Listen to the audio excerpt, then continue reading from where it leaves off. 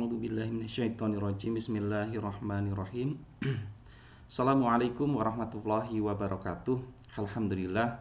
Alhamdulillahi wa kafa. Alhamdulillahilladzi binikmatihi tatimmus shalihan. Alhamdulillahirabbil alamin. Wassalatu wassalamu ala asrofil anbiya'i wal mursalin wa ala alihi washabbihi ajmain. Alhamdulillah, di kesempatan pagi yang sangat luar biasa ini, mari sama-sama kita ya memvibrasikan energi di pagi ini dengan energi-energi yang super berlian. Dengan di pagi ini ya kita awali setiap hari, setiap pagi ya tentu dengan energi-energi positif. Untuk apa ya? Untuk senantiasa mencari ridho dan keberkahan daripada Allah Subhanahu wa taala. Salat dan salam marilah senantiasa kita hatur limpahkan kepada baginda kita Nabi besar Muhammad sallallahu alaihi wasallam. Semoga juga tercurah kepada keluarga dan para sahabat-sahabat beliau. Allahumma sholli ala sayyidina Muhammad wa ala ali sayyidina Muhammad. Subhanallah wa bihamdih adada khalqih wa ridha nafsi wa zinata arsy wa midada kalimati. Ayah bunda bang kakak yang dimuliakan oleh Allah Subhanahu wa taala ya, siapapun yang membersamai dalam kegiatan zikir al-ma'surat di pagi ini, baik secara live maupun secara siaran tunda, semoga Allah senantiasa curahkan rahmat, keberkahan, sakinah serta ketenangan dalam dirinya. Keberkahan dalam dirinya ya, keberkahan demi keberkahan dalam keluarganya, serta Allah jadikan anaknya menjadi anak yang solih dan solehah. Allah keluarkan dari persoalan-persoalan kehidupannya, dan Allah berikan rezeki dari arah yang tidak disangka-sangka. Baik ayah bunda bang kakak yang dimuliakan oleh Allah Subhanahu wa taala ya, mari sebelum kita membaca zikir al-ma'surat, kita tadaburi dulu 1-2 ayat ataupun hadis ya. Semoga ini bisa menjadi menambah alasan yang kuat kita untuk menambah keimanan kita, serta menambah ya semangat untuk beramal kebaikan atau melakukan amal soleh. Baik, pada pembahasan kali ini ya, mungkin pernah nggak kita mendengarkan sesuatu atau seseorang, bahkan mungkin kita ya, ucapan kita itu tidak sama dengan perbuatan kita ya. Bisa jadi kadang kita nyampaikan sama orang, yuk kita banyak-banyak sholat ya, justru malah kita yang tidak sholat. Atau kita banyak menasihati orang ya, yang banyak sabar, banyak ikhlas, justru malah kita yang tidak. Terus kita menyuruh kepada orang ya, taati guru, taati Allah, taati Rasul ya, taati pemimpin selama tidak dalam kemaksiatan, justru malah kita yang tidak taat sama pemimpin. Atau mungkin ada hal-hal lain yang ternyata memang ucapan kita itu bagus ya, ucapan kita itu seolah-olah baik, tapi ternyata perbuatan kita tidak sama dengan apa yang kita ucapkan ya. Nauzubillahi min dzalik. Ternyata Allah mention ya, baginda Nabi juga mention ya. Allah mention dalam Al-Qur'an, ada beberapa ya di dalam kitab Riyadhus Shalihin ini. Nanti silahkan ayah bunda bang kakak ya membacanya kembali dalam Quran surah Al-Baqarah ayat 44 dan As-Saff ayat 2 hingga 3 dan Quran surah Hud ayat 88. Namun pada kesempatan pagi ini ya, Allah mention kita ya, Allah ngasih surat cintanya, termasuk baginda Nabi menyampaikan kepada kita bahwa ya ada suatu konsekuensi bagi orang yang perbuatannya berbeda dengan ucapannya. Nah, kita baca hadisnya.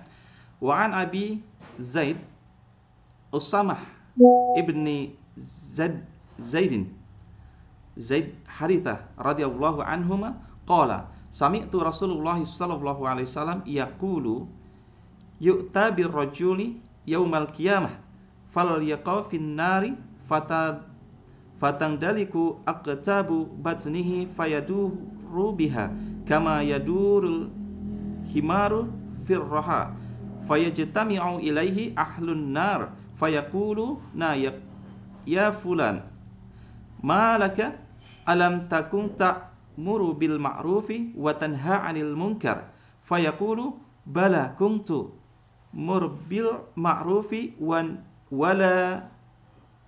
walatih wanha 'anil munkari watih. Abu Zaid Usamah bin Zaid bin Harisah radhiyallahu anhu berkata, aku mendengar Rasulullah SAW bersabda, pada hari kiamat ada seorang laki-laki didatangkan lalu dilemparkan ke dalam neraka. Ya, na'udzubillah min dzalik ya. Ususnya keluar. Ia berputar-putar seperti keledai yang berputar mengelilingi penggilingan. Penduduk neraka mengerumuninya dan bertanya, Hai fulan, bukankah kamu yang menyuruh mengerjakan kebajikan dan melarang kemungkaran? Ya, kalau mungkin bahasa sekarang, kau kan dulu yang menyuruh untuk selalu berbuat baik. Yuk berbuat baik. Ya, buat A, buat B, C, D, dan segala macamnya. Ya. Dan melarang suatu perbuatan yang nggak bagus. Jangan kamu melakukan judi, jangan kamu melakukan zina, jangan kamu eh, coba kamu tundukkan pandangan gitu kan. Dia menjawab, iya, ya, iya benar. Aku menyuruh mengerjakan kebajikan, tapi aku tidak melakukan kebaikan itu. Aku juga mencegah kemungkaran, tapi aku sendiri melakukan kemungkaran itu. Muttafaq alaih ya, hadis riwayat Bukhari dan Muslim. Nah ini Allah mention ya, bagi Nabi menyampaikan kepada kita bahwa ya ada konsekuensi ya ketika apa yang kita ucapkan ini tidak sama dengan apa yang kita perbuat. Lantas apakah terus kita diam saja? Tidak. Kita sama-sama belajar, kita sama-sama yang memperbaiki diri. Kabar baiknya kita masih ada di dunia. Jadi ada kesempatan bagi kita untuk senantiasa melakukan kebaikan demi kebaikan serta amal soleh ya. Kita sama-sama belajar. Apa yang kita ucapkan, coba kita selaraskan dengan tindakan kita ya. Kita kadang mengajak ya, mungkin anak-anak kita, nah jangan marah ya. Justru malah kita yang paling getol marahnya ya, atau mungkin kita kepada teman-teman kita, yuk kita berbuat A, B, C, dan D ya, tapi ternyata ya malah kita yang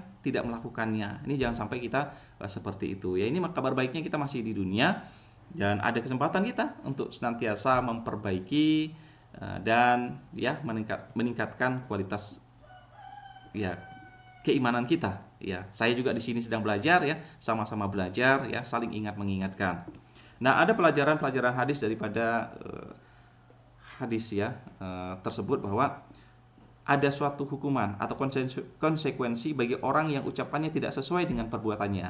Bahwa di antara mukjizat yang dimiliki Nabi SAW adalah mengabarkan tentang suatu neraka dan bagaimana kondisi orang-orang yang disiksa di neraka.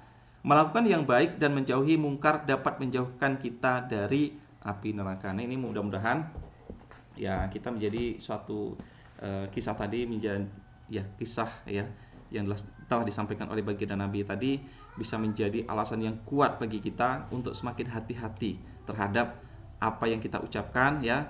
Terus kita sama-sama ya, kita hanya mengajak ya, kita tidak bisa menyuruh ya, kita tidak bisa ya memerintahkan. Yang kita lakukan hanya bisa mengajak, karena bisa jadi ya kita juga sedang belajar, kita juga sedang memperbaiki diri ya. Mudah-mudahan ya satu strong ini jangan sampai nanti yang dimention tadi ada suatu ahli neraka kan disampaikan, kau kan dulu yang mengajak aku untuk berbuat baik, buat kebaikan ya, melatih kesabaran dan lain-lain ya, membuat A, B, C, kebaikan A, B, C, dan D, membuat proyek kebaikan A, B, C, dan D. Malah alih-alih kok bukan kita yang kita tidak melakukan. Nah, jangan sampai seperti itu, karena itu sesuatu yang dimention kesempatannya ya. Kita masih diberikan kesempatan yang sangat luar biasa dari Allah Subhanahu wa taala untuk senantiasa memperbaiki diri.